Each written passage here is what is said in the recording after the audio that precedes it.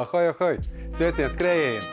Janvārs ir īstais mēnesis, lai saplānotu sacensību kalendāru skriešanai. Neaizmirstiet arī šogad, Rojas pusmaratona festivāls būs, tas būs jau 3. reizi, un īpaši ir ar to pusmaratons, ka pusmaratona distancē 4 segumu stadions, zemesceļš, asfalts un meža taka.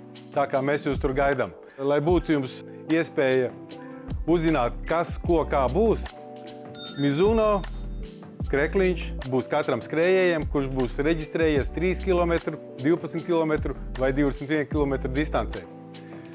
Būs arī citi pārsteigumi no sporta punkts.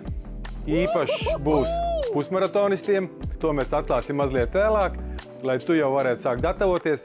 Atzīmē datumu 12. jūlijas, Zvejnieku svētku rīts, saule, jūra, vējš, priežu smarža. Varēsiet no rīta nosportot, izskriet savu distanci, un vakarā visi tiek aicināti uz Zvejnieku svētkiem. Balēsim līdz rītam, tā kā skrējēji no rīta fiziskās aktivitātes, un vēlāk baudīsim Zvejnieku svētkus. Tiekamies Rojā!